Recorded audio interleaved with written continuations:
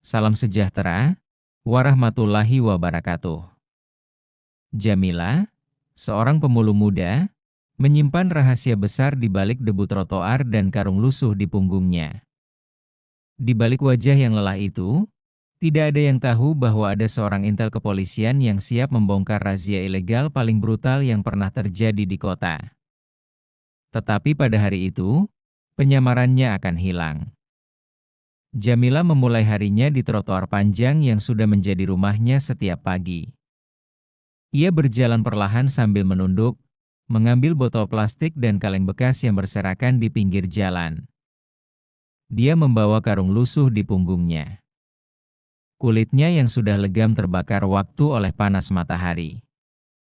Yang penting cukup buat makan hari ini, katanya pelan tanpa ekspresi. Seolah-olah kalimat itu telah berkembang menjadi doa yang dia ucapkan setiap hari.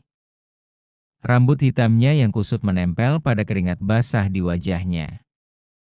Namun, dia tetap berjalan dengan tenang dan teratur. Orang-orang di sekitarnya berjalan tanpa peduli. Beberapa pejalan kaki meninggalkan jalan.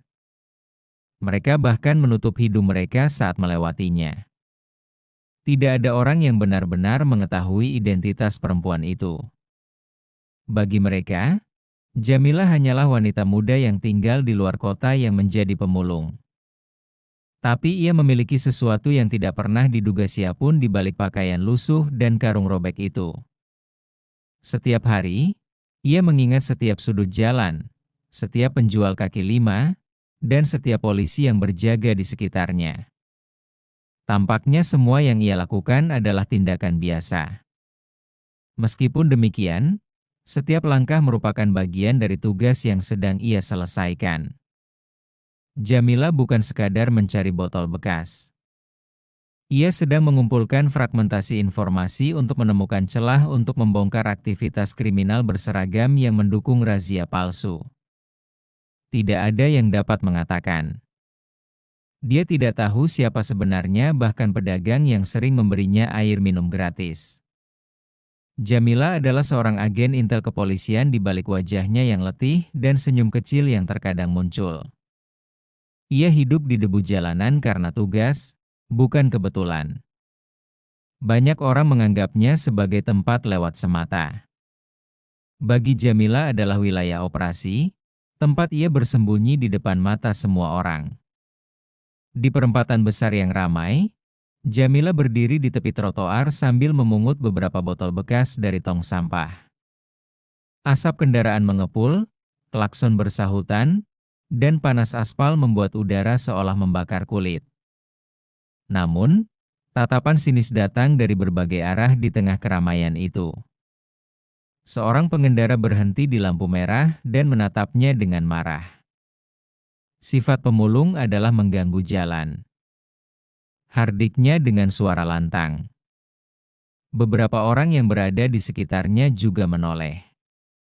Sebagian menahan tawa, sebagian lagi memalingkan wajah, sepertinya mereka takut tertular kemiskinan. Jamila hanya menunduk, sepertinya dia sibuk dengan karung yang dia pegang. Ia menarik napas panjang dan tetap diam. Dia benar-benar merasa kesal di dalam hatinya, tetapi ia menyadari bahwa satu sentuhan kecil dapat menghancurkan persepsi yang ia bangun selama berbulan-bulan.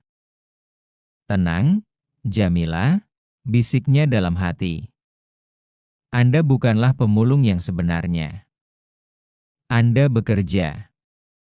Ia menunduk lebih dalam, memastikan bahwa tidak ada satupun yang dapat melihat matanya yang penuh amarah dan kewaspadaan.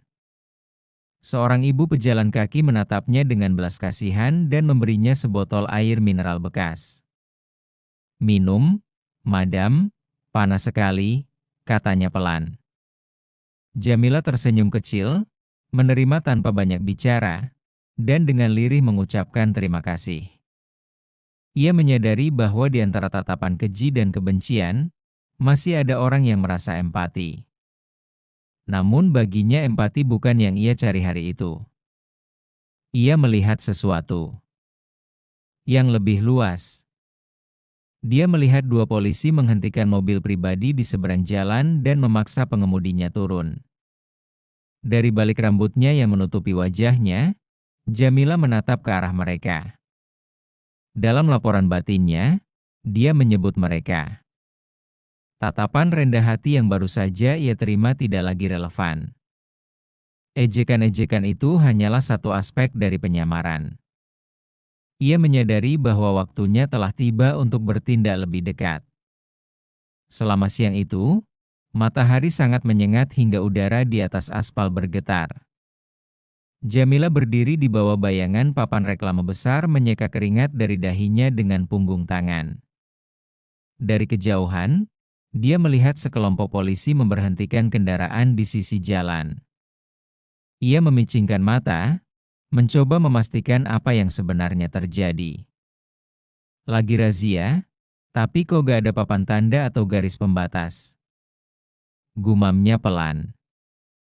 Ia melihat dua petugas menghadang mobil sedan hitam, sementara yang lain berjaga di belakang dengan ekspresi arogan. Jamila mulai memperhatikan lebih detail. Ia melihat seorang sopir parubaya keluar dari mobil dengan wajah cemas. Lalu salah satu polisi menepuk-nepuk kap mobil dan meminta surat kendaraan dengan nada tinggi. Beberapa detik kemudian, sopir itu mengeluarkan amplop kecil dari saku bajunya dan menyerahkannya dengan tangan gemetar. Polisi itu tersenyum sinis, menepuk bahunya lalu mengizinkannya pergi tanpa periksa lebih lanjut. Pemerasan batin Jamila tegas. Ia tahu persis apa yang sedang terjadi. Razia ilegal yang sering disebut warga tapi tak pernah bisa dibuktikan. Ia berjalan perlahan berpura-pura mencari botol plastik di pinggir trotoar.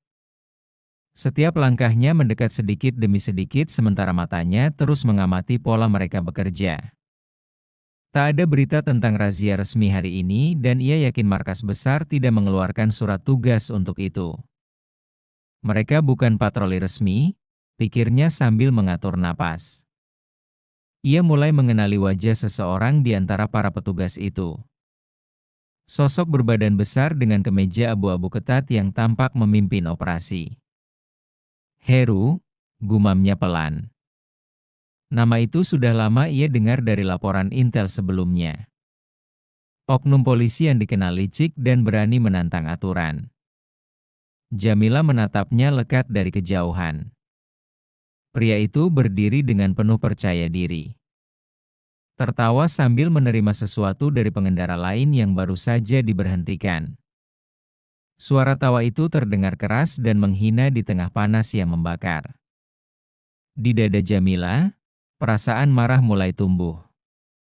Ia tahu hari itu mungkin bukan waktunya untuk bergerak, tapi nuraninya mengatakan sebaliknya, keadilan tak akan pernah datang kalau semua orang hanya diam. Heru berdiri tegak di tengah jalan raya, tubuhnya besar dan berotot.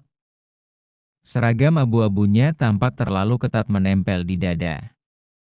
Ia mengenakan kacamata hitam dan berbicara dengan nada tinggi mengatur anak buahnya seolah jalan itu milik pribadinya. Cepat, jangan lama-lama. Mobil berikutnya suruh berhenti. Teriaknya sambil menepuk pundak bawahannya dengan keras. Suaranya kasar dan penuh arogansi. Tampak gugup dengan setiap kendaraan yang berhenti di hadapannya. Beberapa pengemudi mengeluarkan dompet mereka sebelum diminta. Heru hanya mengangkat tangannya dan menatap mereka dengan senyum miring. Seorang sopir taksi dengan santai memberikan amplop kecil kepadanya. Itu benar. Sambil menepuk amplop itu ke tangannya sendiri dan menyelipkannya ke saku seragamnya, dia menegaskan bahwa tidak perlu banyak alasan. Jalila melihat dari seberang jalan dan memegang karung erat di punggungnya. Meskipun wajahnya tetap datar, ada keinginan yang kuat dalam dadanya untuk tidak hanya menonton. Jamila dengan tajam memperhatikan gerakan Heru dari jarak dekat. Cara dia bertindak dan memberi perintah menunjukkan bahwa dia lebih dari sekadar polisi. Ia adalah penguasa jalanan sementara yang mempermalukan orang lain dengan seragamnya. Wow! Gumamlah. Jalila dengan lirih menjamin ingatannya tepat. Ia mengingat laporan internal yang ia baca sebelumnya. Dugaan pemerasan terhadap pengemudi angkutan membawa nama Heru ke daftar pengawasan. Sekarang bukti itu terjadi di hadapannya sendiri. Heru tertawa lebar sambil memukul lengan bawahannya. Selama hari yang panas ini, masih ada banyak pilihan yang bisa kita ambil. Lanjutkan, katanya dengan tegas. Tak peduli mereka dilihat orang lain, anak buahnya ikut tertawa. Dari balik rambutnya yang berantakan, Jamila menatap mereka dengan tajam. Dia targetku, katanya dengan tegas tetapi pelan. Ini lebih dari sekedar mengamati, ia menyadari bahwa ia akan berhadapan langsung dengan pria itu pada titik tertentu. Di trotoar, Jamila berdiri. Dia melihat Heru dan anak buahnya terus memberhentikan kendaraan. Dia mulai merasa gelisah. Ia jelas memahami protokol. Tidak turun tangan langsung, tugasnya hanya mengamati dan mengumpulkan bukti. Namun, rasa sabarnya mulai hilang setiap kali melihat pengemudi yang dipaksa turun dan dimaki. Berapa lama lagi saya harus tetap diam? Dia menangis dalam hati, dan napasnya mulai berat. Ketika uangnya dirampas paksa dari seorang sopir muda, dia hampir menangis. Ekspresi wajah Jamila mengeras, naluri keadilannya dan kesadaran moralnya mulai menolak untuk tetap menjadi penonton. Ia menghela napas panjang dan menunduk untuk mencoba menjadi lebih santai. Dia berpendapat bahwa meskipun belum waktunya, mereka akan terus bertindak sesuka hati jika ini dibiarkan. Tangannya dengan kuat meremas karung lusuh di punggungnya. Ia menyadari bahwa setiap langkah yang ia ambil dapat membuka penyamarannya.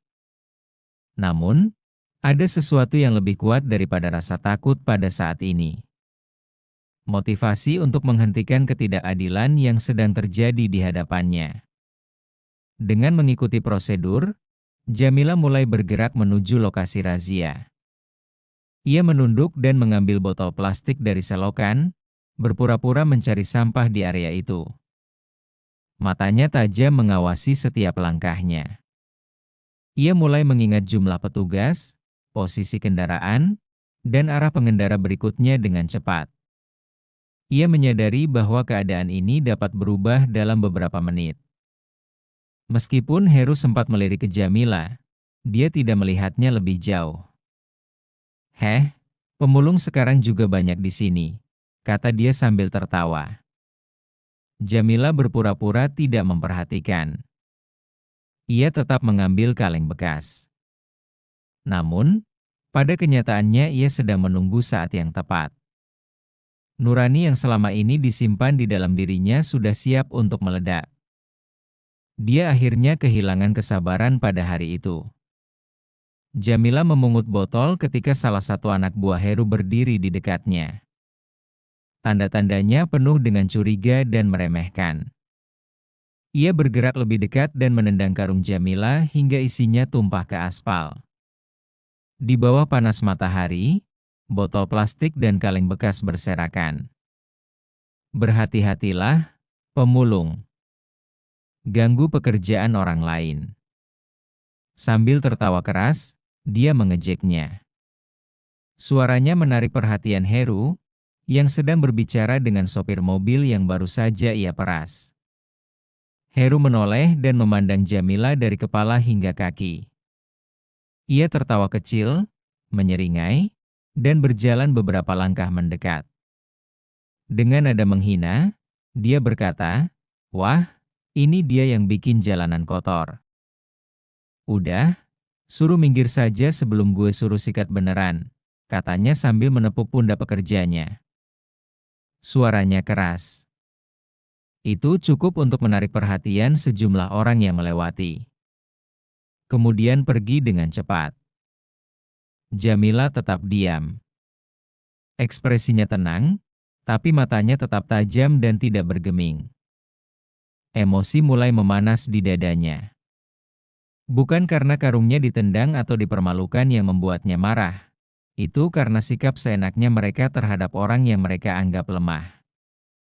Ia perlahan menunduk, mengumpulkan kembali botol-botol yang berserakan, sambil memperhatikan setiap gerakan Heru dan anak buahnya. Heru menjadi lebih berani. Dengan senyum mengejek, dia menatap Jamila dari atas, melipat tangannya di dada. Bisu, ya? Atau sudah, orang biasanya diludahi, katanya dengan nada menantang. Itu membuat anak buahnya tertawa keras. Jalila perlahan berdiri setelah berhenti mengaisang. Ia diam-diam menatap Heru. Matanya berubah, tidak lagi seperti pemulung lemah, tetapi seperti seseorang yang mengukur kesabaran dan tindakan. Heru berjalan cepat menuju Jamil. Merasa diabaikan, wajahnya memerah. "Anda?" "Salam." Dengan suara keras, dia teriak, membuat beberapa pengendara di sekitarnya menoleh. Ia mendorong bahu Jamila dengan keras hingga tubuhnya hampir jatuh. Kar punggungnya jatuh ke aspal. Heru mendengus kesal saat beberapa botol bekas jatuh ke kakinya. Jalila tetap diam, berusaha menjaga agar penyamarannya tidak terungkap. Napasnya sangat berat. Namun, ia tidak berbicara. Bagus semakin marah. Ia merasa kebanggaan dirinya diinjak oleh seorang perempuan yang terlihat seperti pemulung yang tidak berguna. "Sangat buruk," ucapnya sambil dengan keras menampar pipi Jamila.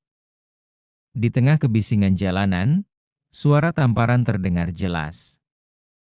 Kepala Jamila diputar ke sisi lain. Sebagian besar rambutnya menutupi wajahnya, dan pipinya langsung memerah. Beberapa orang dari jauh terkejut. Namun, tidak ada yang berani mendekat. Terpaut beberapa detik. Dia menatap ke tanah dengan mata kosong. Namun, sesuatu mulai bergeser di hatinya. Kesabarannya yang ia pertahankan sejak pagi telah mencapai batasnya. Perlahan-lahan, ia menegakkan tubuhnya dan menatap ke arah Heru. Meskipun tenang dan dingin, wajahnya penuh dengan ancaman. Heru terdiam sejenak, tidak menyadari bahwa mata perempuan yang ia hina baru-baru ini menatapnya dengan setajam itu. Mereka merasa udara di sekitar mereka tiba-tiba berubah. Pada saat yang sama, suasana menjadi sepi. Heru masih tawa sinis, mencoba menutupi kegelisahannya. "Apa yang Anda lihat? Anda ingin menyerang saya?" Dengan nada meremehkan, dia berkata. Jamila tidak memberikan tanggapan. Ia tetap diam. Ekspresinya tenang, tetapi menimbulkan bahaya. Dalam keadaan diam, satu hal jelas, Jamila tidak akan tetap diam. Tidak sampai di situ, semangatnya terus berkobar. Ia dengan kuat menendang perut Jamila hingga dia terhuyung mundur dan hampir jatuh. Dia teriak dengan marah, "Rasain bau pemulung." Semua orang di sekitarnya diam. Beberapa pengemudi berhenti di tepi jalan. Namun, tidak satu pun yang berani mengambil tindakan. Jalila menunduk untuk menahan sakit perutnya. Namun, ada perubahan kali ini. Di ekspresi wajahnya. Bukan lagi ekspresi ketakutan, tetapi keadaan menjadi tenang dan mengancam. Heru maju lagi, siap untuk pukulan berikutnya. Namun, wanita itu bergerak dengan cepat sebelum tangannya sempat menyentuh wajah Jamila. Membuat Heru terkejut, ia dengan kuat menangkap pergelangan tangannya. "Cukup," katanya dengan nada dingin dengan tegas, membuat anak buah Heru mundur setengah langkah. Meskipun Heru berusaha menarik tangannya, cengkeraman itu tidak bergerak. Ekspresinya berubah dari sombong menjadi terkejut untuk pertama kalinya. Salah satu anak buahnya mengembangkan refleks maju, berusaha menghajar Jamila dari sisi lain. Meskipun demikian, Gerakannya justru menjadi kesalahan yang fatal. Jamila dengan cepat memutar lengan Heru hingga suara sendi berderak. Dia kemudian dengan keras memukul wajah anak buah itu dengan siku kirinya. Orang itu terhuyung-huyung mundur ketika dia menabrak mobil yang terparkir. Ada darah yang mengalir dari hidungnya. Heru terdiam, tidak percaya dengan peristiwa yang baru terjadi. Kerumunan mulai tertawa. Beberapa penduduk segera mulai berbisik. Sebagian mengambil ponselnya dan merekamnya. Berdiri tegak, Jamilah melepaskan cengkeramannya. Di depannya, matanya menatap setiap orang. Tajam, dingin, dan tidak menunjukkan rasa takut sedikit pun. Heru menatapnya dengan bingung dan marah. Ia baru menyadari bahwa perempuan yang ia anggap sebagai pemulung lemah baru-baru ini memecahkan dominasi yang ia miliki di jalan. Semuanya tiba-tiba berubah. Semua orang yang sebelumnya menonton dengan penuh perhatian sekarang terpaku tanpa suara. Di tengah jalan, Jamila berdiri tegak. Angin panas merusak rambutnya. Wajahnya terlihat serius. Matanya menusuk. Di sana tidak ada kesan pemulung lemah.